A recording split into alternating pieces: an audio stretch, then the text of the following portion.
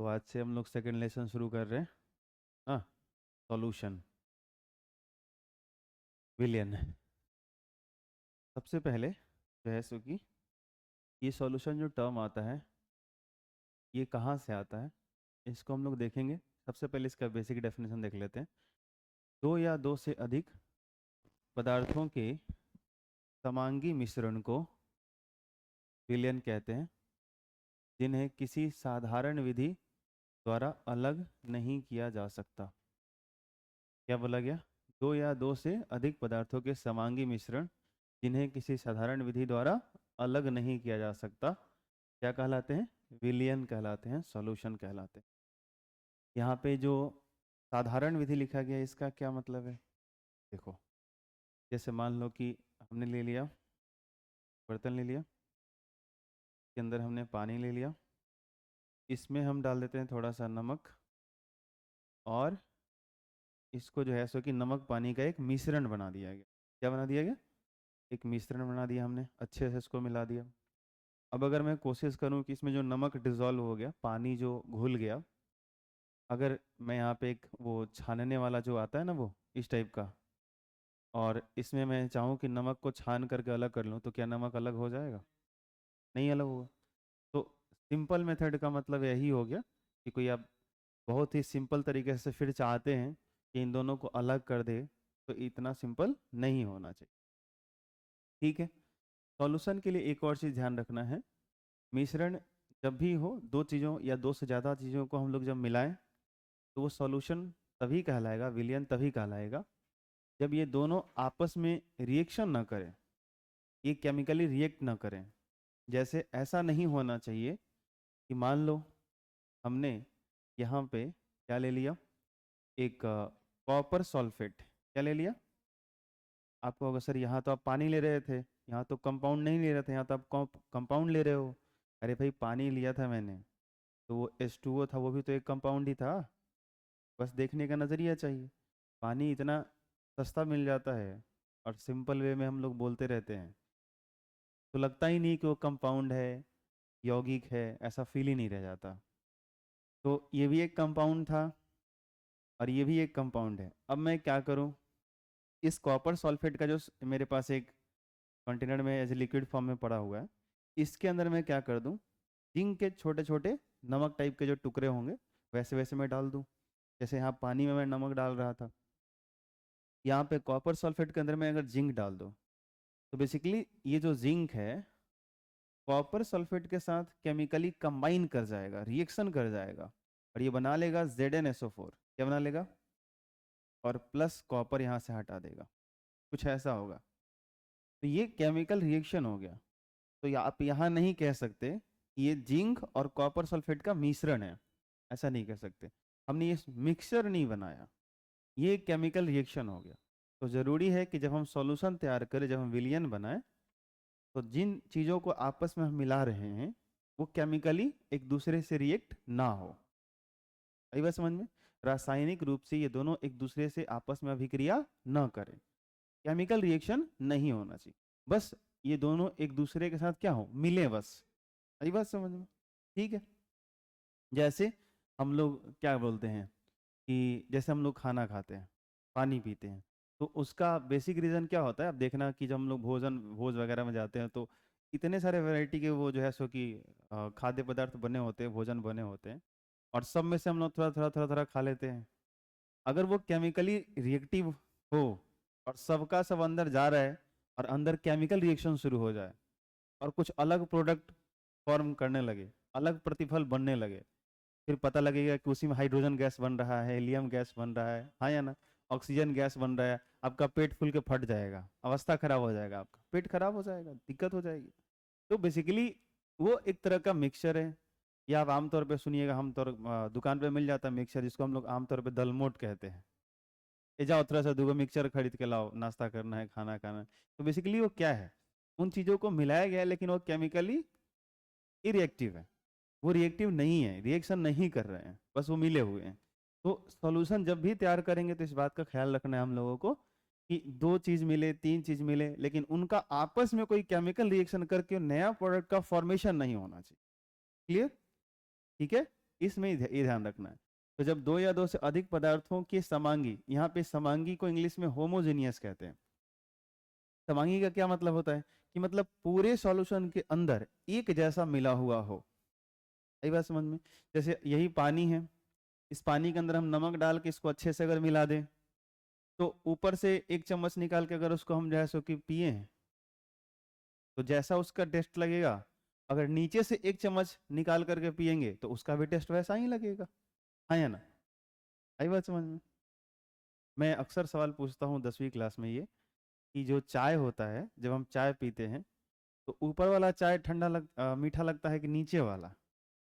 तो आप लोगों की क्या राय है? तो कई सारे बच्चे मेरे को बोलते हैं ये बात कि सर नीचे वाला चाय ज़्यादा मीठा लगता है और ऊपर वाला चाय थोड़ा सा कम मीठा लगता है।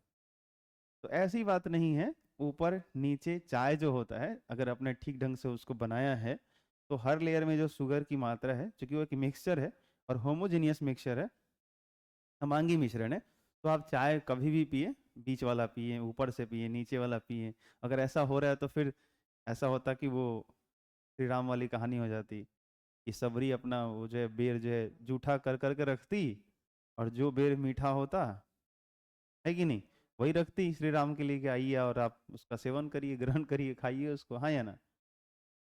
तो मेरे घर भी कोई गेस्ट आता, मेहमान आता, मैं चाय जूठा करके रखता, ऊपर वाला चाय पी के रखता, नीचे वाला बचा के रखता। हाँ कि ना? कि देखिए सर, आप आए हो, मैं आपको मीठा वाला चाय पिलाना चाहता हूँ, स्वादिष्ट चाय पिलाना चाहता हूँ, इसलिए मैंने थोड़ा सा इसको जूठन कर रखा है, जूठा कर रखा है। हाँ, और जिसको शुगर हुआ होगा उसको सिर्फ ऊपर वाला पिलाया जाएगा। तो ये चीज जो है सो कि इतना डिफरेंसेस तो आ ही जाता। तो ऐसा नहीं है, जो हम लोग चाय पीते हैं, चाय इस्तेमाल करते हैं, उसके हर लेयर में जो है शुगर की अमाउंट सेम होती है, यूनिफॉर्मली वो डिस्ट्रीब्यूटेड होता है, एक जैसा वितरित होता है। तो उसी को बोलते हैं समांगी रूप से फैला हुआ, होमोजीनियस, चारों तरफ एक जैसा उसका डिस्ट्रीब्यूशन है।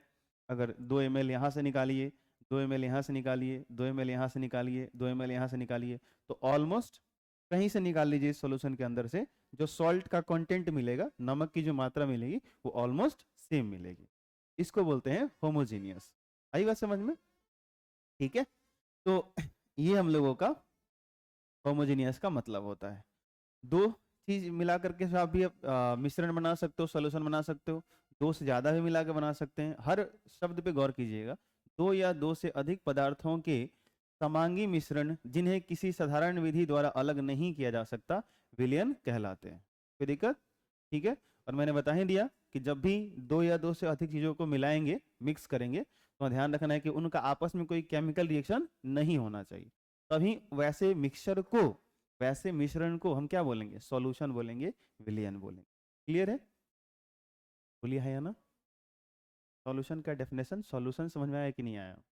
आ गया? क्लियर? चल, जैसे एग्जांपल के तौर पे क्या लिखा गया है? चीनी पानी का मिश्रण, नमक जल का मिश्रण। तो ये जो दोनों मिलकर के बनाएंगे, ये एक विलयन को प्रिपेयर करेंगे, विलयन बनाएंगे, सॉल्यूशन बनाएंगे, ये भी एक सॉल्यूशन बनाएंगे। ठीक है। अब यहाँ पर विलयन के लिए ये एक लाइन लिखा जाता है, विले प्लस विलायक बराबर विलयन। ठीक है। अब देखो यहाँ पर विले उसको बोलते हैं बेसिकली जो अमाउंट में कम होता है, ठीक है, और विलायक उसको बोलते हैं जो अमाउंट में ज्यादा होता है, जो मात्रा में कम होता है। जिसका जैसे हमने दो चीजों को आपस में मिलाया, और एक है 30 ग्राम और एक है 70 ग्राम, एक है 30 ग्राम, एक है 60 ग्राम, तो जो मात्रा में कम होगी उसको विलेय बोलेंगे, और जो मात्रा में ज्यादा होगा उसको विलायक बोलेंगे। यहाँ पर ये एक चीज बड़ा मिसअंडरस्टैंडिंग है कि आप जो विलेय और विलायक का जो टर्म्स हम लोगों ने जो डिफाइन किया है, ये इसी चीज के लिए डिफाइन किया गया है कि जनरली हम जब सॉल्यूशन बनाते हैं, जो विलियन तैयार करते हैं, तो विलियन जब हम तैयार करते हैं तो अक्सर यही होता है कि एक कंपोनेंट ज्यादा होता है और दूसरा कंपोनेंट कम होता है। कोई भी एक कंपोनेंट ज्यादा होता है और दूसरा कंपोनेंट कम होता है। जब भी हम सॉल्यूशन तैयार करते हैं तो जनरली यही होता है। ठीक है। लेकिन इसका मतलब अगर विलेय और विलायक, अगर ये टर्म ना भी इस्तेमाल करो तो चलेगा, कोई दिक्कत नहीं है। ठीक है। बेसिकली ये बुक्स में लिखे होते हैं, या हम लोग शुरू से पढ़ते आ रहे हैं, 9th 10th में ये नाम सुने हुए हैं, solute plus solvent solution, solute solvent solution, विलेय विलायक विलयन। आई बात समझ में? ठीक है। विलेय वो होता है जिसकी मात्रा कम होती है, जो डिजोल्व होता है, जो घुलने जा रहा होता है, जैसे नमक विलेय हो गया, सॉल्यूट हो गया, पानी क्या हो गया, सॉल्वेंट हो गया। लेकिन ध्यान रखिएगा, डिपेंड करता है कि उसकी मात्रा क्या है, इसी के हिसाब से इसको डिफाइन भी किया गया है। ठीक है, जो मात्रा में अधिक होते हैं उसी को सॉल्वेंट बोलते हैं, नहीं तो इसका बोलने से कुछ होने वाला है नहीं, ये ध्यान रखिएगा। जैसे मान लो मेरे पास 1 लीटर पानी है, आप मेरी बात को सुनो और आंसर करना। 1 लीटर पानी है, उसमें हमने क्या करा कि 10 चम्मच नमक डाल दिए। तो मैंने आपसे पूछा कि बताओ सॉल्यूट कौन है, विलेय कौन है? आप नमक बोलोगे। क्या कारण है कि आप नमक को विलेय बोल रहे हो? क्योंकि उसकी मात्रा कम है। तो हमने डिफाइन ही वैसे ही किया है। सॉल्यूट और सॉल्वेंट बोलना जब शुरू किया हमने, तो इसका बेसिक रीजन यही था कि जिसको कम मात्रा में, जिसको हम घुलाने जा रहे हैं, जिसकी मात्रा कम ले रहे हैं, उसी के लिए हम सॉल्यूट टर्म का ही प्रयोग करेंगे। अदरवाइज ऐसा थोड़ी ना होगा कि अगर पानी को आप सॉल्यूट बोल देते तो पानी बुरा मान जाता। सोचो सोचो, थोड़ा दिमाग पे जोर डालो कि पानी को हम सॉल्यूट बोलेंगे और नमक को सॉल्वेंट बोलेंगे, तो पानी जो है सो कि अपना रंग बदल लेगा। हमको काहे विले बोला? हम तो रंगहीन थे, अब हो जाएंगे रंग वाले। नमक कहेगा हम उजला थे, भूरा थे, अब हम काले हो जाएंगे। हमको तुम सॉल्वेंट काहे बोला? ऐसा कुछ नहीं होता। तो सॉल्यूट किसी को बोलो, सॉल्वेंट किसी को बोलो, ये चलेगा। दिक्कत क्या है कि मैं जब कहता हूं सॉल्यूट तो आप समझ भी जाते हो कि सर उसकी बात कर रहे हैं जिसकी मात्रा कम है। मैं बोलता हूं सॉल्वेंट तो आप समझ जाते हो कि सर उसकी बात कर रहे हैं जिसकी मात्रा अधिक है। और जेन्युइनली मैंने क्या बोला, सॉल्यूशन जब भी हम बनाते हैं तो दो कंपोनेंट जब होते हैं तो एक की मात्रा ज्यादा होती है, एक की मात्रा कम होती है, इसलिए ये टर्म बड़ा फेमस हो गया, नहीं तो इसका कोई मतलब नहीं है। चलो और भी सवाल कर लेते हैं इस पे। मान लो 3 चीजों को हमने मिला करके बनाया, ए बी सी। क्लियर? अब बताओगे जरा, ए बी सी हमने 3 मिलाया और तीनों की मात्रा अलग अलग है। अब कौन सा सॉल्वेंट है, कौन सा सॉल्यूट है? एक तो सॉल्यूट होता है, एक सॉल्वेंट होता है। अब 3 चीज आ गया है, तो या तो 2 सॉल्यूट होगा, एक सॉल्वेंट होगा, या 2 सॉल्वेंट होगा, एक सॉल्यूट होगा। फिर तो ये लफड़ा क्रिएट करेगा ना भाई, कंफ्यूजन क्रिएट करेगा ना। अरे हाँ ना बोलो। 4 हो गए तो फिर क्या करोगे? फिर क्या, विले विले विले विलायक? फिर तो आई बात समझ में? तो ये एक बहुत बड़ा कंफ्यूजन टाइप का क्रिएट हो जाएगा। तो ये बेसिकली हम लोग को जो सॉल्यूशन पढ़ने हैं उसमें 2 ही कंपोनेंट होंगे, 2 ही चीज होगा, जैसे नमक होगा, पानी होगा, शुगर होगा, वाटर होगा, ऐसी 2 चीजें होंगी, कोई भी 2 चीज होगा। बेंजीन होगा, उसके अंदर कोई नॉन पोलर सॉल्यूट होगा, ऐसा कुछ। कार्बन टेट्राक्लोराइड होगा, उसके अंदर कोई और चीज आ जाएगा, 2 चीजों को मिला करके। बेसिकली जब दो चीज आपस में मिलकर के कोई सॉल्यूशन बनाते हैं तो उसको हम कहते हैं बाइनरी सॉल्यूशन, द्विअंगी विलयन, जिसके 2 अंग हो। आई बात समझ में? 2 ही चीज हो। जैसे अगर हमने पानी लिया था, इसमें नमक डाला तो एक सॉल्यूशन तैयार हुआ, एक विलयन तैयार हुआ, इसी को बोलेंगे द्विअंगी विलयन, क्योंकि इसमें 2 ही अवयव हैं, बाइनरी सॉल्यूशन बोलेंगे। अगर 3 डाल दिया आपने, नमक भी डाल दिया, चीनी भी डाल दिया, पानी तो था ही, और 3 हो गया ये, तो हम बोलेंगे इसको टर्शियरी सॉल्यूशन। क्या बोलेंगे? टर्शियरी सॉल्यूशन, क्योंकि इसके 3 कंपोनेंट हो गए। अगर एक और चीज आपने लाके इसके अंदर डाल डाल दिया, वो भी डिजोल्व हो गया, तो उसको बोलेंगे क्वाटरनरी सॉल्यूशन। क्या बोलेंगे? Quaternary solution. लेकिन हमको जो पढ़ने हैं इस चैप्टर के अंदर, मैक्सिमम क्वेश्चंस के अंदर, मैक्सिमम टॉपिक के अंदर, वो पढ़ने हैं बाइनरी सॉल्यूशन। क्या पढ़ने हैं? Binary solution. तो ये जो टर्म है ना, विलेय और विलायक, विलेय करके ज्यादा पीछे नहीं भागना, परेशान नहीं होना, वरना एक क्वेश्चन दे दूंगा, बुरे फंस जाओगे। अगर मान लो कि ये भी विलेय भी है x ग्राम और ये भी है x ग्राम, अब बताओ कौन विलेय और कौन विलायक? ये भी x ग्राम और ये भी x ग्राम। अब आप बताओ कौन सा विलेय कौन सा विलायक? सर ऐसा तो हो ही नहीं सकता। बिल्कुल होता है। अब कौन सा सॉल्यूट कौन सा सॉल्वेंट, तो फिर ये मीनिंगलेस चीज हो जाता है। तो आपकी मर्जी, आप इसको सॉल्यूट बोलो, इसको सॉल्वेंट बोलो, इसको सॉल्यूट बोलो, इसको सॉल्वेंट बोलो, किसी को विलेय बोल दो, किसी को विलायक बोल दो, कोई रोकने नहीं जा रहा है। यही बात समझ में? कोई दिक्कत? हाँ, कई बार ऐसा होता है कि दोनों की मात्रा समान होने के बावजूद भी जो हमको सॉल्यूशन दिख रहा है वो लिक्विड फेज में दिख रहा है। जैसे मेरे कहने का क्या मतलब है कि हमने लिया 100 ग्राम पानी, समझना बात, और 100 ग्राम लिया नमक। तो हो सकता है 100 ग्राम पानी में हम 100 ग्राम नमक डाल दें, तो तो पता लगे कि हमको जो मिल के दिखाई दे रहा है वो गीला दिखाई दे रहा है, तो इतना से अंदाजा दिमाग में आ जाएगा कि हम पानी को क्या बोलेंगे, विलायक, सॉल्वेंट, और नमक को क्या बोलेंगे, क्योंकि हमको वो गीला दिख रहा है तो हमको तो दिमाग में तो यही जा रहा है कि अभी भी नमक पानी के अंदर घुला हुआ है। अरे हाँ ना बोलो, ये बात आपको समझ में आ रही है? हाँ, ये चीज ध्यान रखिएगा कि हमेशा ऐसा मत समझिएगा कि पानी हमेशा विलायक होता है, ये सब बात पकड़ पकड़ के मत बैठ जाइएगा। जो जो कंफ्यूजन है मैं क्लियर कर दे रहा हूँ। किसी भी एक चीज को जो देखते आ रहे हो कि पानी हमेशा विलायक का कार्य करेगा, कोई जरूरी नहीं है। अब 10 केजी नमक ले लो, 100 ग्राम पानी ले लो,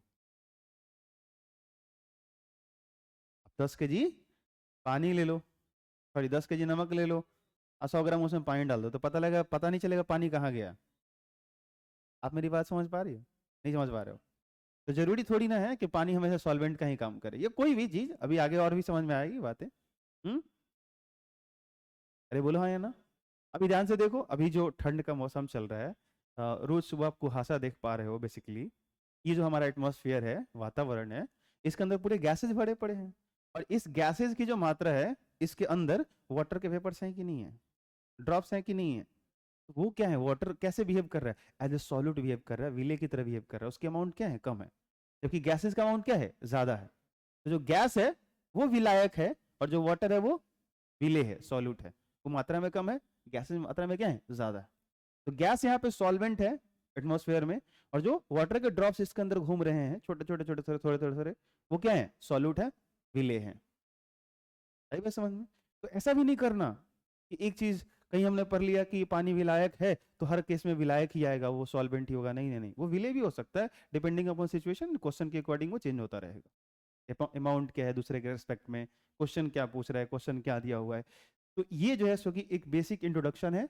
ये सब चीज सोचना आराम आराम से कि जब दो या दो से अधिक पदार्थ जो अक्रियाशील हो, मतलब दोनों आपस में अभिक्रिया ना करें, और मिले कैसे, समांगी रूप से, होमोजीनियस मिले, तो समांगी मिश्रण हो, जिनको सिंपल मेथड से हम उसको अगर सेपरेट ना कर सके, अलग ना कर सके, तो वो जो मिक्सचर तैयार होता है, उसी मिक्सचर को हम क्या बोलते हैं, विलयन बोलते हैं, सॉल्यूशन बोलते हैं। एग्जांपल दिया गया, उसे सॉल्यूशन में दो टर्म बड़े फेमस हैं, विले और विलायक, यही दोनों मिलकर के विलयन बनाते हैं। लेकिन इसका क्या कहानी है, क्या कंफ्यूजन है, सब मैंने समझा दिया, कोई दिक्कत?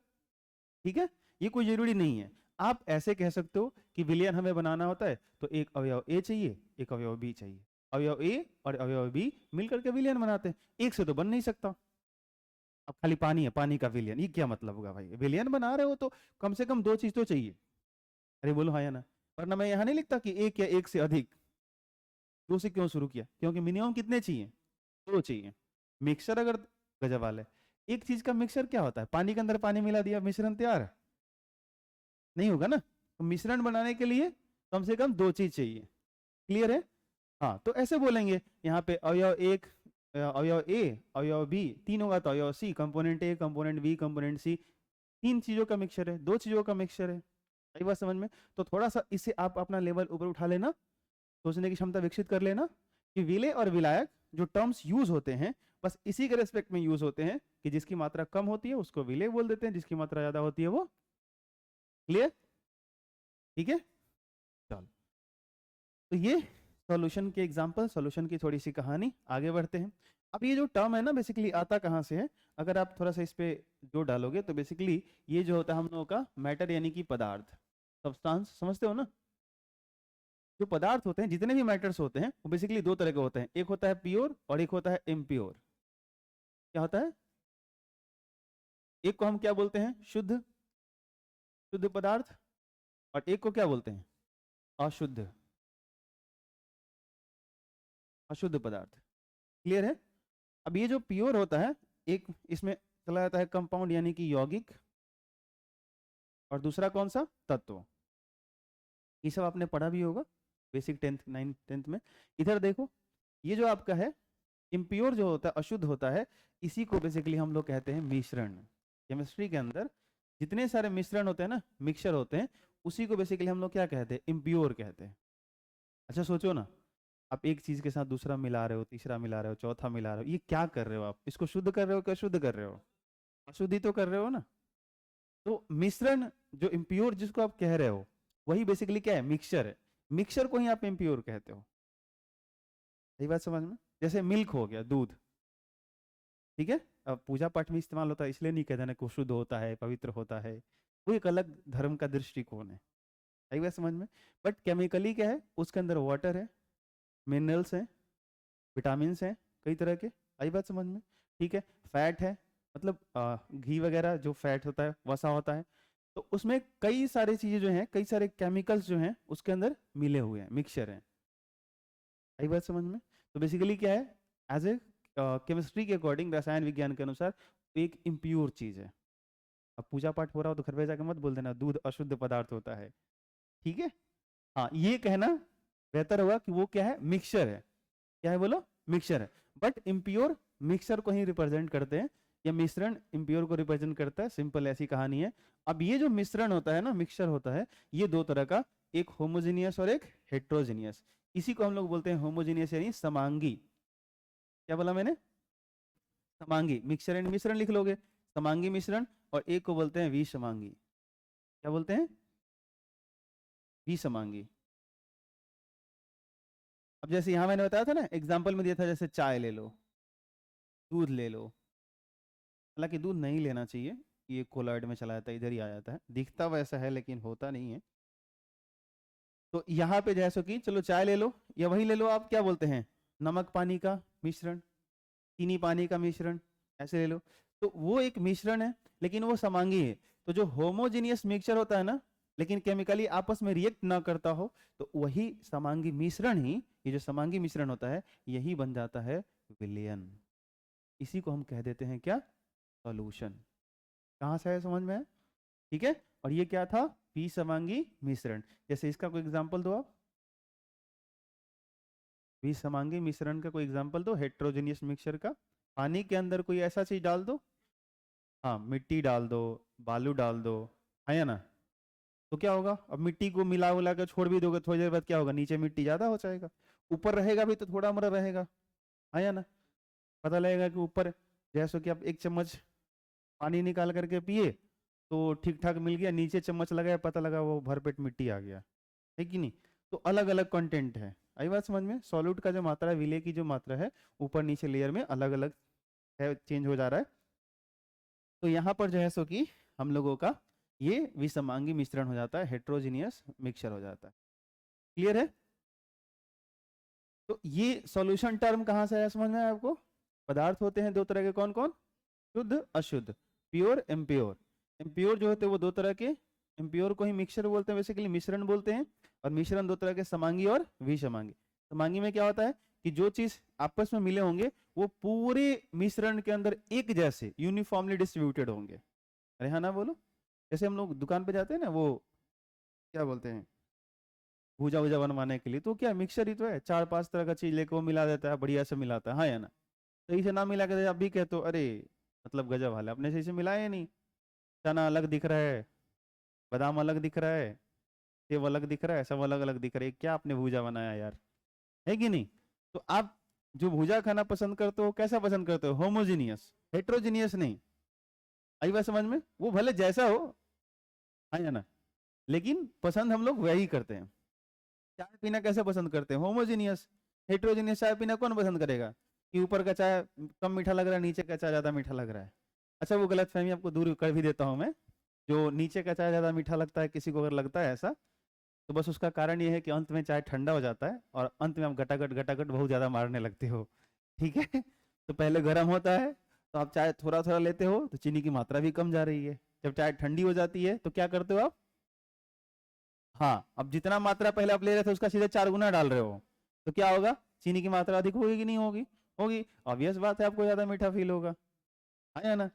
वैसे जीभ तो बड़े बड़े हैं ही हमारे, है कि नहीं? तो पूरा लेयर पे लेयर जा रहा है, मजा आ रहा है एकदम। तो बच्चों को ऐसा फील होता है, तो छोटे बच्चे ऐसा आंसर कर भी देते हैं कि बाद वाला चाय सर ज्यादा मीठा लगता है। तो ये अगर आप ढूंढना चाहते हो तो बेसिक रीजन इसका ये है कि जब चाय ठंडी हो जाती है तो अंत अंत तक हम लोग क्या करते हैं, वो ज्यादा खींचने लगते हैं। तो इसके कारण क्या होता है, शुगर का अमाउंट ज्यादा जाने लगता है, वापस आते हैं। क्लियर है सबको? ठीक। यहाँ पे ये जो मिक्सचर है वही हेट्रोजीनियस, देखो दिख जाएगा आपको कि हेट्रोजीनियस कैसे है, दिख रहा है आपको डायग्राम से? बनाने नहीं है, बस आपको बस ऐसे देख के समझना है ये हेट्रोजीनियस है। इसको जरा देखो, एक ब्लैक वाला पार्टिकल, एक व्हाइट वाला पार्टिकल, ध्यान से देखो, white black white black black white black white white black, दिख रहा है आपको? किस तरीके से यूनिफॉर्मली मिले हुए हैं, है ना। हर जगह अगर आप कहीं भी कैसे भी अगर इस तरह का ले लो तो एक वाइट आएगा एक ब्लैक आएगा, एक वाइट आएगा एक ब्लैक आएगा, एक वाइट आएगा एक ब्लैक आएगा, एक वाइट आएगा एक ब्लैक आएगा। आ रहा है समझ में आपको? ठीक है, तो ये चीजें होंगी। यहाँ देख लो, यहाँ पकड़ोगे दोनों ब्लैक ही आ गया, यहाँ पकड़ोगे दोनों वाइट ही आ गया। ये बात आपको समझ आ रही है? ठीक है, तो ये यूनिफॉर्मली एक दूसरे से मिले हुए नहीं है, तो ये है हेट्रोजीनियस। क्या है बोलो? विसमांगी। और ये क्या है? समांगी। एक समान चारों तरफ मिले हुए हैं। चलो आगे बढ़ते हैं। वही जो मैं कह रहा था, द्विअंगी विलयन। बाइनरी सॉल्यूशन क्या चीज होता है? देखना यहाँ पे क्या लिखा गया, वह विलयन जिसमें दो अवयव होते हैं द्विअंगी विलयन कहलाते हैं, जिसमें से एक को विलेय तथा दूसरे को विलायक कहते हैं। कोई दिक्कत? एक को विलेय बोलेंगे, दूसरे को विलायक। किसको विलेय बोलेंगे? जो मात्रा में कम होगा, जो मात्रा में अधिक होगा उसको विलायक। क्लियर? हाँ, जिस अवयव की मात्रा कम होती है वह विलेय कहलाता है, एवं जिस अवयव की मात्रा अधिक होती है वह क्या कहलाता है? विलायक। कोई दिक्कत? ठीक है, यहाँ पे एक टर्म लिखा गया है। अच्छा, यहाँ पे जो मैंने बताया ना, आप चाहो तो ये बात नोट भी कर सकते हो। अगर दोनों की मात्रा बराबर हो तो किसी एक को विलेय और किसी दूसरे को विलायक मान सकते हैं। कोई दिक्कत? ठीक है, और मात्रा बराबर हो या कम ज़्यादा भी हो तो किसी को, मतलब मेरे अकॉर्डिंग तो मैंने वही समझा दिया, किसी को विलेय किसी को विलायक बोल सकते हो, लेकिन वो बना ही इसलिए है, उसी रिस्पेक्ट में बना है कि हमेशा जब सॉल्यूशन तैयार करते हैं तो एक चीज़ ज़्यादा होती है, एक चीज़ कम होता है। जेन्युइनली यही होता है, तो इसीलिए एक विलायक बोला गया, एक विलेय बोला गया। यहाँ पे एक चीज़ क्या है कि विलयन विलायक की अवस्था को ही प्राप्त करता है। ये भी कोई कंपलसरी नहीं है, ठीक है, लेकिन अक्सर ये देखा गया है। अभी हमने क्या बोला? विलायक किसको बोलते हैं? जो मात्रा में अधिक होता है। सॉल्वेंट उसको बोलते हैं जो अमाउंट में ज्यादा होता है। क्लियर? ये ज्यादा होता है। अब ध्यान से सुनो कि अगर मैंने क्या लिया यहाँ पे विलायक के तौर पे, एक मान लो ये बर्तन है और मैंने बोला ये है विलायक यानी कि सॉल्वेंट, और विलायक के लिए तौर पे मैंने लिया पानी, ठीक है, और विलेय के तौर पे इसके अंदर मैंने वही डाल दिया नमक थोड़ा सा। अब मैं कहूंगा विलेय तो आप समझ जाना कि उसकी मात्रा कम है, ध्यान रखना। विलायक कहूंगा तो समझ जाना उसकी मात्रा अधिक है। अब मेरे को एक चीज बताओगे कि जब ये दोनों मिलेंगे और जो इसमें ये तैयार होगा जो सॉल्यूशन, ये जो आपका सॉल्यूशन तैयार होगा, ये जो विलयन तैयार होगा, इसका फेज क्या होगा, अवस्था क्या होगा? द्रव अवस्था होगा, ठोस अवस्था होगा, कौन सा अवस्था होगा? लिक्विड स्टेट होगा। ये जो सॉल्यूशन बन के तैयार होगा हमको किस फॉर्म में दिखेगा? सॉलिड फॉर्म में, लिक्विड फॉर्म में, गैसियस फॉर्म में? लिक्विड फॉर्म में दिखेगा, क्योंकि हमने विलायक के तौर पे क्या लिया? पानी, और पानी हमारे नॉर्मल टेम्परेचर पे लिक्विड फेज में दिखता है, द्रव अवस्था में, और इसकी मात्रा भी क्या है? ज्यादा है। इसके अंदर हमने नमक डाला, नमक सॉलिड था, ठीक है, ये ठोस था। एक लिक्विड के अंदर आपने सॉलिड डाला, लेकिन हमको क्या देखने को मिला? जब इसकी मात्रा थोड़ी सी डाली भी हमने तो फिर भी हमको ये चीज क्या दिख रहा है बोलो? ये लिक्विड फॉर्म में दिख रहा है। तो बेसिकली होता क्या है कि जो विलयन होता है, जो सॉल्यूशन बन के तैयार होता है, उसकी जो अवस्था होती है, सॉल्यूशन की जो अवस्था होती है, फेज होती है, उसका जो स्टेट होता है, विलायक की अवस्था को ही प्राप्त करता है। जो सॉल्वेंट का फेज होता है, क्या होता है? जो विलायक की अवस्था होती है, अगर विलायक आपका द्रव अवस्था में है तो मेरा ये कहना है कि जो आपका विलयन बन के तैयार होगा उसकी भी जो अवस्था होगी वो द्रव अवस्था। क्लियर? इसी के अंदर आप क्या डाल दो? नमक। बढ़ाते जाओ बढ़ाते जाओ बढ़ाते जाओ बढ़ाते जाओ, इतना बढ़ा दो इतना बढ़ा दो, एक टाइम पे क्या होगा पता है? ये पूरा पत्थर टाइप का बन जाएगा, सॉलिड टाइप का बन जाएगा। नमक की मात्रा बढ़ाते जाओगे कभी तो पानी पूरा ऐसा लगेगा कि पानी नमक, नमक ने पानी को सोख लिया, पानी नमक के अंदर जाके डिजोल्व हो गया, उसके अंदर छुप गया, उसके अंदर जाके ऑब्जर्व हो गया, अवशोषित हो गया। हमारे तरफ से कहेंगे कि नमक में पानी डालो तो सोख लिया, लेकिन बात क्या है कि वो पानी उसके अंदर जाके घुल गया, मिल गया, मिश्रित हो गया। मिक्सचर तैयार करो ना, सॉल्यूशन का मतलब क्या है भाई? मिक्सचर ही है। अरे बोलो हाँ या ना, ये बात आपको समझ आती है? तो एक टाइम पे क्या हो जाएगा, अगर नमक की मात्रा बहुत ज्यादा हो जाए डालते डालते, तो इसका फेज क्या हो जाएगा? नमक की मात्रा बहुत ज्यादा हो जाएगा तो सॉल्वेंट के जैसा ये काम करने लगेगा, और सॉल्वेंट जब ये हो जाएगा, इसकी मात्रा बहुत ज्यादा हो जाएगी तो क्या होगा? इसका फेज कैसा हो जाएगा? सॉलिड हो जाएगा, ठोस हो जाएगा। ये बात आपको समझ आती है? नहीं आती है या ना? जैसे कई बार होता है ना कि अभी आप देखना क्रिकेट ग्राउंड में जब होता है तो बारिश वारिश होती है, कहीं पानी लग जाता है तो वहाँ लोग मिट्टी छिड़कते हैं या सीमेंट वगैरह जो भी वैसा करते हैं। क्यों करते हैं वैसा? वो क्या चाहते हैं कि सॉलिड का कंटेंट उतना डाल दो कि वो पानी को अपने अंदर घुला ले, डिजोल्व करा ले। आया ना? तो वहाँ पे पानी कैसा बिहेव कर रहा है, सॉल्यूट या सॉल्वेंट? पानी वहाँ सॉल्यूट जैसा, विले जैसा बिहेव कर रहा है, क्योंकि उसकी मात्रा कम है। नहीं आ रहा समझ में? हमने वहाँ मिट्टी, सूखा मिट्टी ज्यादा डाल दिया, उसने क्या किया, पानी को अपने अंदर घुला लिया, डिजोल्व करा लिया, मिला लिया। ये बात समझ आती है आपको? तो फेज कौन सा बना फाइनली, वो हमको किस फॉर्म में दिख रहा है, सॉलिड फॉर्म में दिख रहा है, वो तो ठोस बन गया वो। नहीं आ रहा समझ में? ठीक है, तो ये चीज ध्यान रखना है हम लोगों को कि बेसिकली विलायक उसी को बोलते हैं जिसकी मात्रा अधिक होती है। अगर हमने यहाँ विलायक पानी लिया, लिक्विड इसका फेज है, द्रवावस्था में है ये, तो अगर ये अधिक है, ये द्रवावस्था में है, तो इसके अंदर कोई मैं सॉलिड डालूं या कोई लिक्विड डालूं तो बेसिकली क्या होगा, ये जो सॉल्यूशन बनकर तैयार होगा, जनरली ये देखने को क्या मिलेगा कि ये जो है सो कि वही फेज मिलेगा, जो सॉल्यूशन का वही फेज मिलेगा, वही स्टेट मिलेगा जो सॉल्वेंट का था, विलायक का था। तो यही बात यहाँ पे लिखा गया है कि विलयन जो होता है, कॉमा लगा हुआ है, थोड़ा सा रुक जाना, विलयन विलायक की अवस्था को ही प्राप्त करता है। विलयन विलायक की अवस्था को ही प्राप्त करता है, यानी जो सॉल्वेंट का फेज होता है, जो सॉल्वेंट का स्टेट होता है, वही सॉल्यूशन का स्टेट होता है, सॉल्यूशन का फेज होता है। यानी सॉल्यूशन सॉल्यूट का फेज गेन नहीं करता। ठीक है, सॉल्यूट की मात्रा क्या होती है, कम होती है, तो उसका जो अवस्था होगा, द्रव अवस्था में हो, ठोस अवस्था में हो, गैसीय अवस्था में हो, उस फेज में ये सॉल्यूशन नहीं जाता। सॉल्यूशन उस फेज में जाता है जिसमें सॉल्वेंट होता है, जिस फेज में सॉल्वेंट होता है, विलायक होता है, क्योंकि उसकी मात्रा क्या होती है, ज्यादा, तो डोमिनेंट होता है, जनरली हावी होता है, ऐसा कुछ। क्लियर? आगे बढ़े क्या? अभी तक जो भी मैंने बताया सब समझ में आया? कोई दिक्कत है तो बोलिए। ठीक है, ठीक।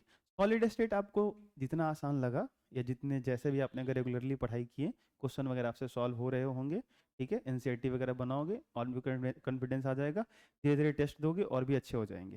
ठीक है, बीच बीच में मैं ऐसे क्वेश्चन पूछता रहूँगा 2 महीने बाद, टेंशन ना लो, 2 महीने बाद नहीं, जो कर रहा हूँ, बीच बीच में क्वेश्चन पूछता रहूँगा ताकि आपको रिविजन में रहे। ठीक है, प्रयास यही रहेगा, आप भी कोशिश ये करना कि हर 10 दिन पे, कोशिश ये करना, अगर आप समझदार हैं तो हर 10 दिन पे एक बार करना, क्या 15 दिन पे एक जो चैप्टर आप पढ़ लिए सॉलिड सॉलिड स्टेट, उसका रिवीजन कर लेना, बैठ गए आराम से आधे घंटे, पूरा पन्ना पलट जाना पूरे चैप्टर का, शुरू से अंत तक हर टॉपिक का। ठीक है, रिवीजन एक बार देख लोगे ना सिर्फ, उसके बाद क्या करो, फिर उसमें देखो कि 15 दिन बाद कौन सा चीज़ ऐसा है कि समझ में नहीं आ रहा है, कौन सा ऐसी चीज़ है जो भूल रहे हैं, या किस में कन्फ्यूजन क्रिएट हो रहा है, पेंसिल से घेरो, झट से फिर आओ, अगले दिन उसको क्लियर कर लो, सर ये ऐसे पढ़े थे, पता नहीं दिमाग में फिर नहीं आ रहा, ब्लैंक हो जा रहा दिमाग वहाँ पे जाकर, होता है ऐसा। ठीक है, तो उसी टाइम उसको ठीक करने की जरूरत है, फिर 6 महीने बाद पूछोगे तो ना तुम्हारे दिमाग में रहेगा ना मेरे दिमाग में रहेगा, मैं भी अल्बर्ट आइंस्टाइन तो हूँ नहीं, हाँ कि ना? ठीक है, आई बात समझ में? हाँ, तो आगे बढ़े क्या? चलो, यहाँ आता है विलयन के प्रकार, टाइप्स ऑफ सॉल्यूशन। ठीक है, तो बेसिकली फेज के बेस पे, अवस्था के आधार पर विलयन 3 प्रकार के होते हैं, और तीनों में 3-3 का। तो आपसे अगर सिंपल पूछा जाए कि विलयन कितने प्रकार के होते हैं, तो आप बोलोगे 9। कितने? 9। इसमें एक हम लोग जो है सो कि गैसियस फेज में मिलते हैं 3, लिक्विड सॉल्यूशन मिलते हैं 3, सॉलिड सॉल्यूशन मिलते हैं 3।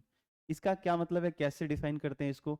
तो जैसे हम लोग सॉल्वेंट आते हैं, पहले ये सॉल्यूट यहाँ लिखा हुआ है, आपको दिख रहा है आप लोगों को, ये सॉल्यूट लिखा हुआ है, और उसके बाद जो है सो कि यहाँ पे ये सॉल्वेंट है, विलायक है, यानी ये आपका विले, वाला गीत आप लोगों ने सुना है, नायक नहीं खलनायक हूँ मैं, हाँ मैं वही गाता हूँ इस चैप्टर में, विले नहीं विलायक हूँ मैं, नायक नहीं खलनायक हूँ। ठीक है, तो इधर जो है ना, जैसे मान लो कि अगर विलायक जो है गैस है, क्या है बोलो? जो विलायक है वो आपका क्या है, गैसियस फेज में, गैसीय अवस्था में है। तो विलायक मैंने बोला, इसका क्या मतलब, उसकी मात्रा अधिक है। ठीक है, बोलते ही दिमाग में आ जाना चाहिए, सर ने विलायक बोला, अच्छा यानी ढेर का लेवे के बाद। ठीक, तो विलायक अगर गैस हो, उसके अंदर जो विले है, जो घुलाया जा रहा है, वो भी गैस हो, दोनों, तो इनसे भी मिलकर के एक सॉल्यूशन बन सकता है। तो इसको बोलेंगे गैस इन गैस, हिंदी में बोलेंगे गैस में गैस, एनसीईआरटी का डेटा है, आप एनसीईआरटी के हिंदी मीडियम में देखोगे तो साफ साफ या हिंदी में गैस लिखा होगा, यहाँ भी गैस लिखा होगा, कोई दिक्कत, ये बड़ी चीज़ नहीं है। आप एनसीईआरटी बुक से पूरा का पूरा जेरॉक्स मार सकते हो, कॉपी मार सकते हो, जब मैं कर सकता हूँ तो आप क्यों नहीं, है कि नहीं। तो यहाँ पे क्या लिखा गया, इसको क्या बोलेंगे, गैस इन गैस, मतलब गैस में गैस, एक टाइप ये हो गया। फिर देखो ये भी गैस है, यहाँ भी गैस है, तो 3 बार लिखा गया। लेकिन हो सकता है गैस में गैस घोला हो सकता है गैस में हमने लिक्विड को घोला हो सकता है गैस में हमने सॉलिड को घोला हो। तीनों का एग्जाम्पल देता हूँ, आप इधर एग्जाम्पल भी लिखा हुआ है, लेकिन आप खुद सोचोगे आसपास देखोगे ना चीजों को तो दिखेंगे। जैसे गैस में गैस का सॉल्यूशन क्या हो सकता है, तो एक चीज सोचते हैं, हमारे वातावरण में 78% 78% ऑलमोस्ट क्या नाइट्रोजन गैस है, 80% आसपास, और उसके अंदर जो हमारा ऑक्सीजन गैस है कितना है, 21%, ठीक है। तो अब सोच के देखो, नाइट्रोजन गैस हमारे वातावरण में एज ए सॉल्वेंट की तरह अगर एक्ट कर रहा है तो ऑक्सीजन गैस उसके लिए क्या हो गया, सॉल्यूट हो गया। तो हमारे वातावरण में एक सॉल्यूशन ऑलरेडी एग्जिस्ट कर रहा है जिसको हम बोलेंगे गैस इन गैस, एक सॉल्यूशन है, एक विलियन है। और अच्छी बात क्या है, आप इसलिए बोल रहे हो, क्यों बोल रहे हो, सॉल्यूशन का हर क्राइटेरिया सोचो, जितने सारे सॉल्यूशन के डेफिनेशन में बातें लिखी गई थी उन पे गौर करना, तभी सॉल्यूशन बोल सकते हो, नहीं तो नहीं बोल सकते। जैसे वो दोनों एक दूसरे से केमिकली रिएक्ट नहीं करने चाहिए। एटमॉस्फेयर में नाइट्रोजन गैस है, ऑक्सीजन गैस है, ये दोनों एक दूसरे से केमिकली रिएक्ट नहीं कर रहे हैं, बस मिले हुए हैं। आना बोलो, सही बात समझ में। अच्छा, कैसे मिले हुए हैं, तो यूनिफॉर्मली मिले हुए हैं। ऐसा तो नहीं है कि यहाँ पे हमने यहाँ पे देखा तो खाली ऑक्सीजन है, अब बगल में नाइट्रोजन पड़ा हुआ है, ऐसा नहीं है, ये सब मिले हुए हैं, यूनिफॉर्मली है। आप अगर सांस ले रहे हो तो आपकी वो जो है सो कि अब जब सांस एयर इनहेल कर रहे हो तो उसके अंदर नाइट्रोजन भी जा रहा है, ऑक्सीजन भी जा रहा है। ये नहीं कि नाक के अंदर आपका कोनो छन्नी लगा हुआ है, चाहे छान लेते ना वैसे कि वो जो है सो कि ना ना ना नाइट्रोजन गैस तार जरूरत नहीं है, तू बाहर ही रहा, हमारा ऑक्सीजन चाहिए, चल भाई अंदर जा, ऐसा कुछ नहीं होता। आप जब सांस ले रहे हो ना तो 78% जो नाइट्रोजन उस ऑक्सीजन के साथ मिक्सचर है, मिला हुआ है, वो सब जा रहे हैं साथ। अब उसकी जरूरत नहीं है। आपको पता है नाइट्रोजन गैस N2 में ट्रिपल बॉन्ड होता है, तो ट्रिपल बॉन्ड की बॉन्ड एंथैल्पी ज्यादा होती है, तो वो डिसोसिएट नहीं होता है, वो बेसिकली टूटता उटता नहीं है, आता है चला आता है। अगर वो जाकर रिएक्ट करने लगा तो फिर और भी प्रॉब्लम हो जाएगा, सही बात समझ में है। तो वो जाता है चला आता है, तो उसका अपना एक अलग मैटर है। लेकिन समझो हमारे इस एटमॉस्फेयर में एक सॉल्यूशन तैर रहा है कि नहीं तैर रहा है, तैर रहा है। इस सॉल्यूशन का नाम क्या है, गैस इन गैस। क्या बोलो, गैस इन गैस, मतलब गैस में गैस, सिंपल क्या बोलेंगे, गैस में गैस, कोई दिक्कत। ऐसे ही गैस में लिक्विड अगर घुला हुआ हो तो ध्यान से देखो, यही एटमॉस्फेयर है, अब जितना भी है nitrogen gas oxygen gas in सब के मिला हुआ, एज ए इन्हीं को अगर पूरा का पूरा एज ए सॉल्वेंट मान लो, विलायक मान लो, तो ध्यान से देखो ये जो ओस के जो बूंद हैं, जो वाटर के ड्रॉप्स हैं, ये हैं लिक्विड फेज में। अब आते हो साइकिल चला के, आप लोगों का ठंड में पूरा माथा भीग जाता है, मैं देखता हूँ पूरा ओस ओस भीग जाता है, तो लिक्विड फेज में है। और ध्यान से देखो वो डिजोल्व है, गैस के अंदर घुला हुआ है। सोचो घुला है कि नहीं घुला है, लिक्विड गैस के अंदर घुला हुआ है। ये बात समझ में आ रही बात, तो क्या बोलेंगे, लिक्विड इन गैस। क्या बोलेंगे, लिक्विड इन गैस, गैस में लिक्विड। ये बात समझ में, ऐसा कुछ नहीं आ रहा समझ में। तो गैस में गैस, गैस में द्रव, गैस में द्रव, ये किसका एग्जांपल हुआ, जैसे कोहरा जिसको मैं बात कर रहा था, कुहासा, ये क्या हुआ, गैस में द्रव। फॉग जिसको बोलते हो ना, क्या चल रहा है, एडवर्टीजमेंट तो था ही, हाँ वेरी गुड। गैस में सॉलिड, सेम एटमॉस्फेयर उठा लो, सेम एटमॉस्फेयर उठा लो, गैस में सॉलिड का एग्जांपल अगर देखना हो तो सोच के देखो, जब खिड़की से देखते हो ना सनलाइट के आसपास, तो आपको डस्ट पार्टिकल दिखते हैं, वो क्या है, सॉलिड है कि नहीं है। दौड़ी होता है तो ठीक है, लेकिन वो हेट्रोजीनियस हो जाएगा, फिर बाद में बैठ जाएगा अगर मास ज्यादा होगा तो। मैं सिर्फ उनकी बात कर रहा हूँ जिनको एसपीएम बोलते हैं, मतलब जो बहुत छोटे छोटे छोटे छोटे जो हमेशा इस एटमॉस्फेयर में तैर रहे हैं, मैं उन पार्टिकल्स की बात कर रहा हूँ। तो वो बेसिकली चूंकि होमोजीनियस भी तो होना चाहिए, सॉल्यूशन आप उसी को बोलोगे जो होमोजीनियस होगा, समांगी होगा, एक जैसा फैला होगा। ये नहीं कि पहले तैर है बाद में जैसे कि बैठ गया, ऐसा नहीं होना चाहिए। सॉल्यूशन के डेफिनेशन आप पढ़े और उसके टाइप से अगर पढ़ रहे हो तो डेफिनेशन की हर चीज लागू होनी चाहिए, ध्यान रखने इस बात। क्लियर, आगे बढ़े क्या। तो इन सब के बारी बारी से एग्जांपल आप आराम आराम से सोचना, लिक्विड वाले तो बहुत आसानी से मिल जाते हैं। जैसे ये समझ में आया, तो गैसियस सॉल्यूशन कितने टाइप के, 3 टाइप के। वैसे ही लिक्विड सॉल्यूशन भी 3 टाइप के, सॉलिड सॉल्यूशन भी तीन टाइप के, ऐसे ही बोलेंगे हम लोग। बोलेंगे कैसे? Gas in gas, liquid in gas, solid in gas, gas in liquid, liquid in liquid, solid in liquid, gas in solid, liquid in solid, solid in solid, ऐसे बोलेंगे। हिंदी में बोलना हो तो क्या बोलोगे? गैस में गैस, वो गैस में द्रव, गैस में द्रव, गैस में ठोस, ऐसे बोलोगे। यहाँ बोलोगे द्रव में गैस। अच्छा, इसका एग्जांपल सोचो, लिक्विड के अंदर कोई गैस घुला हो, लिक्विड के अंदर कोई गैस घुला हो, बड़ा आम एग्जांपल है कोल्ड ड्रिंक्स। हमारा कोल्ड ड्रिंक्स ठंडा जो यूज करते हैं ना हम लोग, आया ना। हालांकि मैंने तो छोड़ दिया है और उम्मीद करता हूँ कि पूरी लाइफ नहीं यूज करूँगा। और ये पूरा जैसे कि मैं ओपनली ये बोल चुका हूँ और मेरे फ्रेंड्स लोग सब लोग जानते हैं। तो ऑन फेसबुक मतलब सोशल मीडिया पे मैं ये बात जाहिर कर चुका हूँ। और अच्छी बात ये है कि मेरे जो फ्रेंड्स लोग हैं अब वो रिक्वेस्ट भी नहीं करते, और कोई दे रहा होता है तो सामने वाला मेरा दोस्त ही बोल रहा होता है मत दो सर, नहीं लेते हैं। मेरे को बड़ा अच्छा लगता है। तो एक्चुअली मुझे थोड़ा इसे प्रॉब्लम हो रहा होता है। और अ, एक फैशन टाइप का बन भी गया था। और दूसरी चीज़ है कि मेरे को हेल्थ को बड़ा इशू है, तो डॉक्टर ने बोला कि नहीं ये छोड़ दीजिए। तो मैंने बोला ठीक है, कौन सा बड़ा ये है। तो एक और दृढ़ संकल्प लेना है नॉनवेज छोड़ने का, लेकिन हो नहीं रहा है। ठीक है, हाँ, किसी दिन अगर वो मूड घूमा तो एक है जीवन में, जो कि आप जब तक देखो, जब तक आप पूरे अपने आसपास के लोग जो भी होते हैं या सोशल फॉर्म में जो लोग जुड़े हुए हैं आपसे, जितने सारे फ्रेंड्स हैं आपके, फैमिली वाले हैं, सबको एक साथ अगर मैसेज नहीं करोगे ना, उनको बताओगे नहीं, तो फिर वो बड़ी परेशान करते हैं। ठीक है सर, एक गिलास से क्या हो जाएगा, कौन सा आप मतलब बीमार पड़ जाओगे, ये बड़ी कहानी चलता है। ठीक है, तो वो जो होता है ना आदमी, वो कैसे खत्म होगा। तो उसका एक बेस्ट आइडिया मुझे लगता है कि आप जैसे घर बैठे सोशल मीडिया पर आराम से आप शांति से लिखिए। लेकिन हाँ, अब ये नहीं कि सोशल मीडिया पे लिख के डाल दिए, आंधरे अंधेरे मंगा के खींच रहे हैं। ठीक है, तो ये गलत चीज़ है। अगर ऐसा करोगे तो फिर एक कभी ना कभी आप बुरे फंसोगे। ठीक है, ये ध्यान रखना। तो वो कहते हैं ना कि क्या बोलते हैं, आप दूसरे पे उंगली उठाने से पहले अपना आईना सामने रखो और उसको देखो, तो वो चीज़ होता है। तो अभी तकरीबन मेरे को ऑलमोस्ट शायद 7-8 महीने हो गए और मैं छुआ तक नहीं हूँ। तो गर्मी के मौसम में मैंने इसको ये किया था, मैसेज किया था, और ये चीज़ अच्छा लगता है। तो अब मेरे कोई बोलता भी नहीं है, और बोलते हैं लोग तो मेरे दोस्त लोग होते हैं साथ में आसपास, तो वही मना कर देते हैं। तो ये चीज़ होता है। और सारे मेरे फ्रेंड्स जो भी हैं सब आपस में एंजॉय कर रहे होते हैं, सब पी रहे होते हैं, मस्ती एकदम चल रहा होता है, लेकिन मैं नहीं लेता। तो ये अच्छा लगता है। तो ऐसे ही किसी दिन अगर प्लानिंग किया मैंने तो मैसेज करूंगा, लेकिन देखो कब तक होता है ये। नॉनवेज छूट नहीं रहा मेरे से। ठीक है, लेकिन क्योंकि एक इरिटेटिंग टाइप का हो गया है, पता नहीं क्यों। मतलब ये सब चीज अब बोर फील होने लगा है कभी कभी। तो अभी अभी तो ठीक है, चल रहा है। नहीं तो ये क्या था बताता हूँ आपको। मैं एक दो चीज से और बहुत ज्यादा परेशान था बीच में, मतलब थोड़ा सा छोटा था, और तकरीबन आज से 5 साल 7 साल पहले की बात बता रहा हूँ। मैं दो चीज से बड़ा परेशान था, खाने से और सोने से। पर इंसान कैसा आदमी है यार, ना खाने से थकता है ना सोने से थकता है। ये दो चीज ऐसा जैसे आदमी थकता ही नहीं है। फिर बाद में समझ में आया, मम्मी को देखे, नहीं एक चीज तो है कि आप इसे कभी थक भी नहीं सकते हो, ये खत्म होने वाला नहीं है, ये जेन्युइन बात है।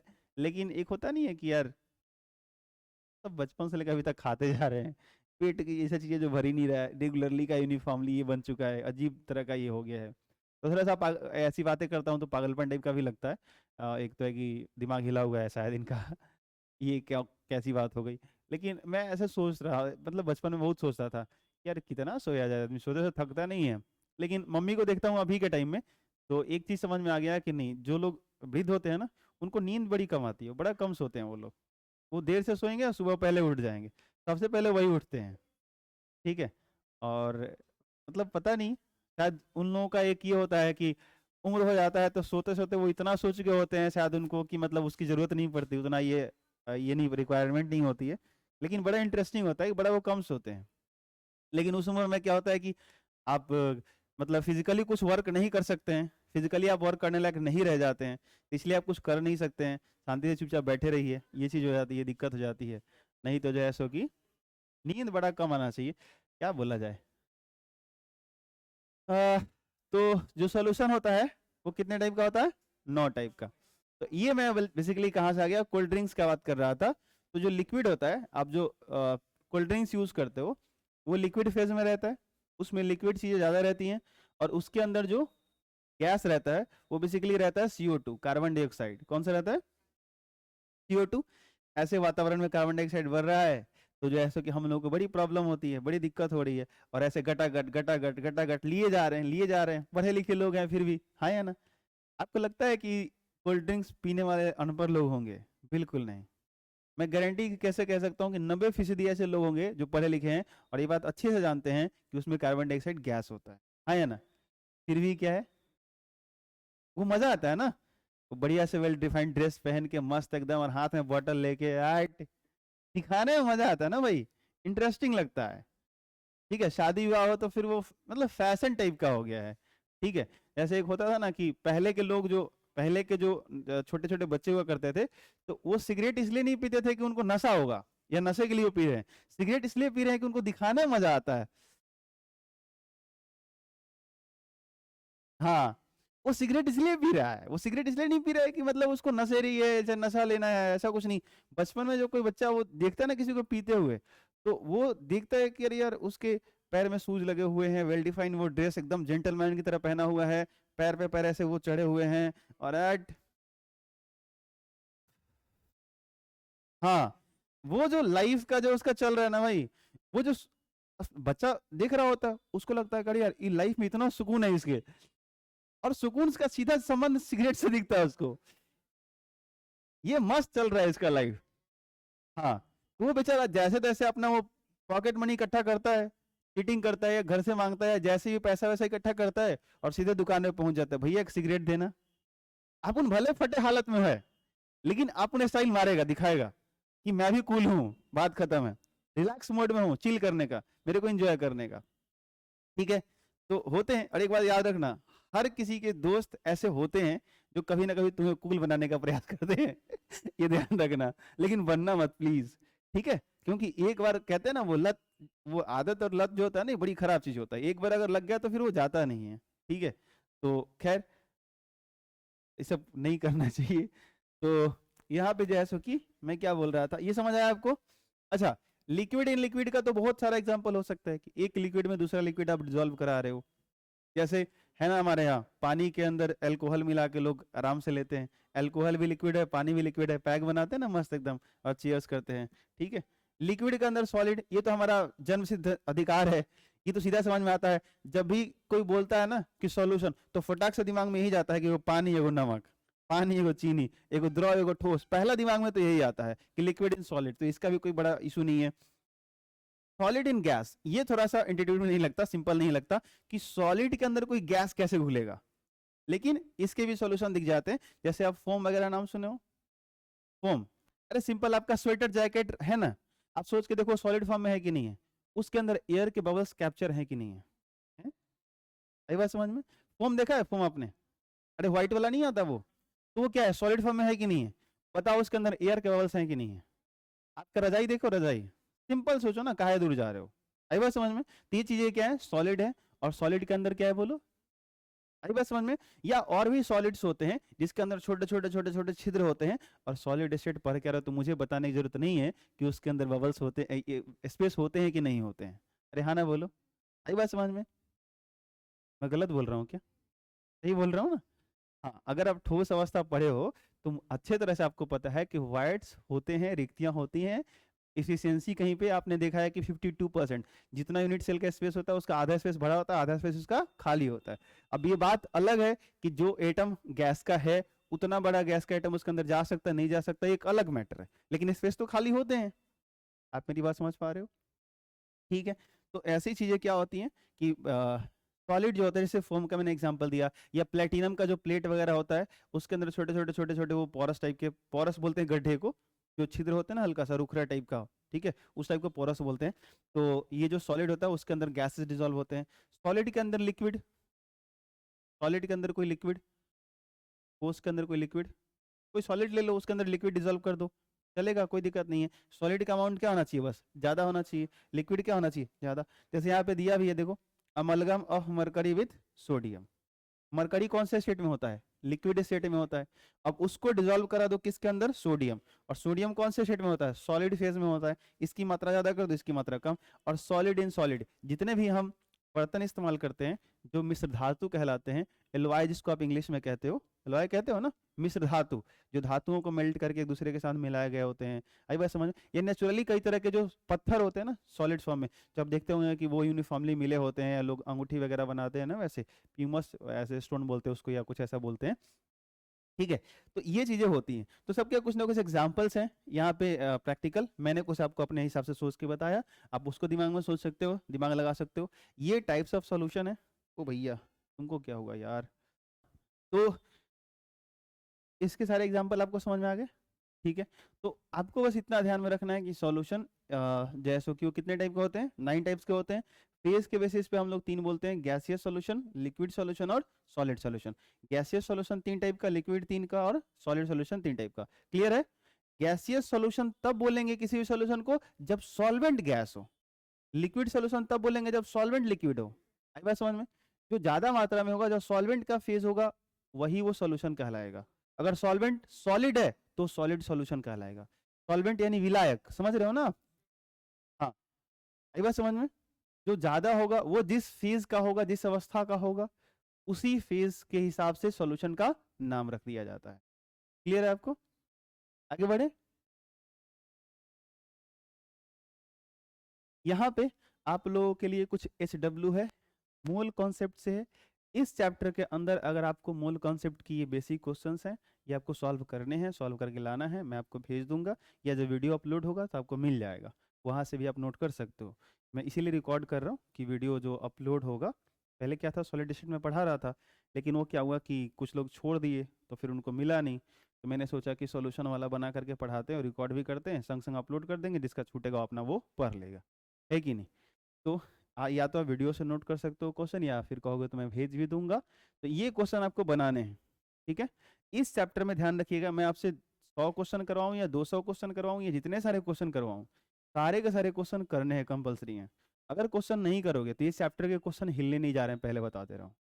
सॉल्यूशन सॉलिड एसिड इतना सिंपल नहीं है, इसके क्वेश्चन तो बनेंगे नहीं, क्योंकि भैया इसके अंदर अभी 2-4 ऐसे ऐसे लॉज आने वाले हैं, और 11th क्लास का थोड़ा सा ये मतलब क्या बोलते हैं, गैसेज लॉ, थर्मोडायनेमिक्स वगैरह कुछ कुछ ऐसा चीज इस्तेमाल करेगा जब का हिला के रख देगा, ठीक है। मैं आपको डरा रहा हूँ। आप लोग डर रहे हो?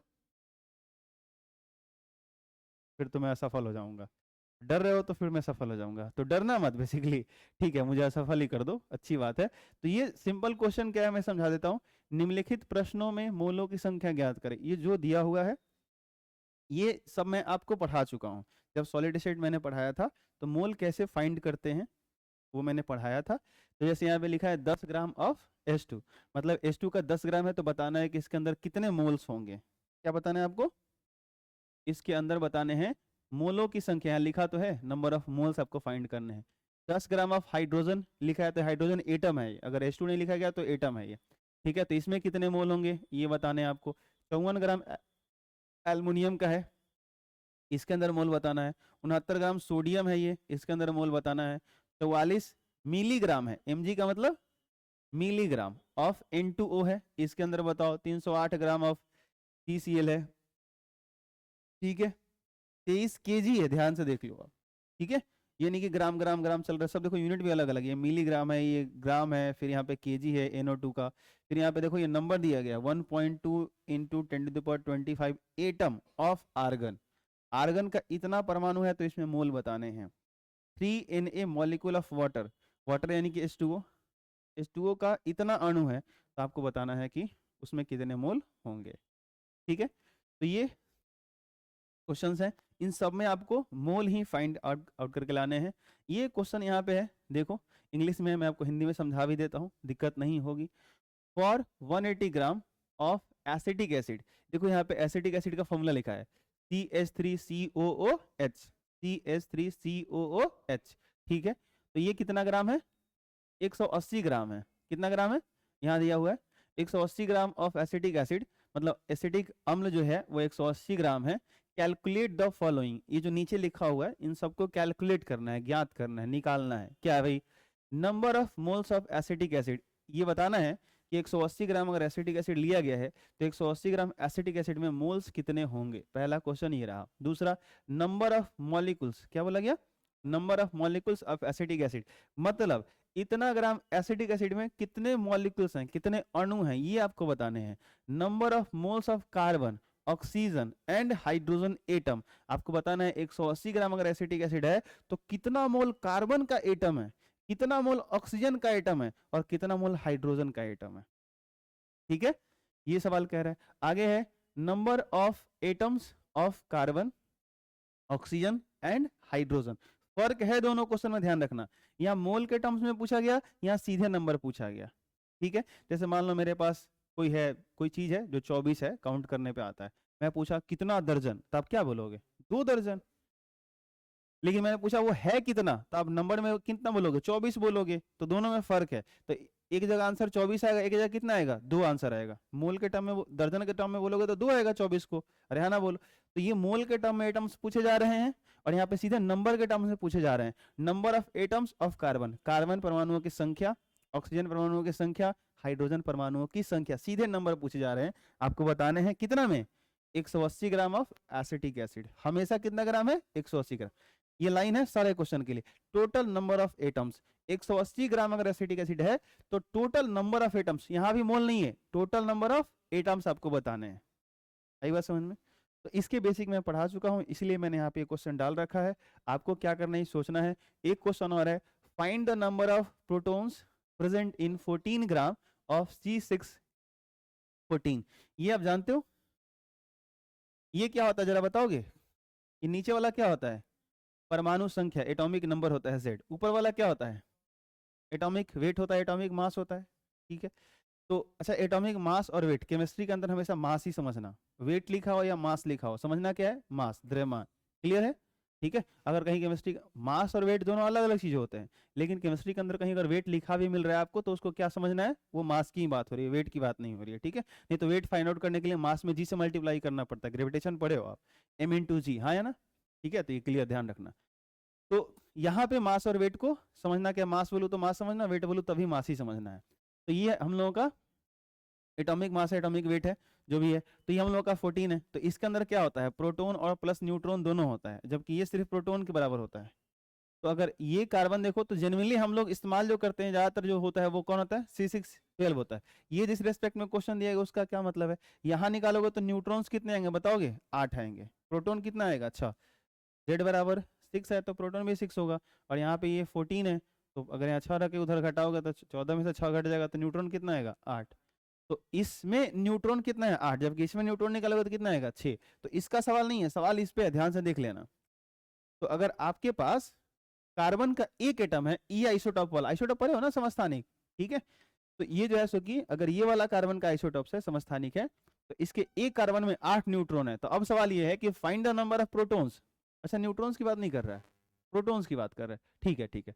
Find the number of protons present in 14 ग्राम। मतलब अगर ये वाला कार्बन 14 ग्राम हो तो इसके अंदर कितने प्रोटॉन्स आपको मिलेंगे, ये आपको फाइंड करके लाना है, प्रोटॉन की संख्या निकालना है। और अगर आपको एवोगाड्रो नंबर जो लिखते हो ना, याद करो कितना था? 6.022 इंटू 10⁻23। लेकिन इस क्वेश्चन में स्पेशली आपको दिया गया कि इतना इस्तेमाल करो, 6 गुने 10⁻23। अरे जैसे कैसे होता है, जी का मान 9.8 जनरली होता है, लेकिन हम लोग क्वेश्चन में कभी कभी कहता है कि 10 इस्तेमाल कर लो। तो ये कैलकुलेशन इजी बनाने के लिए बोला जा रहा है कि आप इतना इस्तेमाल कर लीजिए, तो कर लेना, कोई दिक्कत नहीं है, जल्दी बन जाएगा क्वेश्चन। हाँ या ना? तो 4 ऑप्शन दिए हैं, इसमें से कोई एक ऑप्शन सही होगा, आप देख लेना, बनाना आप। अगला आता है विलयन का सांद्रण। ये सब आपके लिए क्या था? होमवर्क था। पिछले वाले पन्ने पे जितने सारे क्वेश्चन थे वो क्या थे? होमवर्क है। प्लीज आप बनाना, होमवर्क करोगे, ये चैप्टर आपका बहुत अच्छा होगा। ठीक है, आप पर जितना विश्वास होता है उससे ज्यादा विश्वास मुझे खुद पे होता है, बशर्ते आप मेरी बात माने, मैं जो आपको बोलूँ वो करके आए, उतना होमवर्क, जितना होमवर्क दिया जाए वो कंप्लीट करके आए, फिर वो मुझे पूरा विश्वास हो जाता है कि ये बच्चा अच्छा करेगा, उसकी केमिस्ट्री अच्छी होगी, अच्छे से पढ़ेगा, स्कोर भी अच्छा करेगा। ठीक है, आई बात समझ में? ठीक है,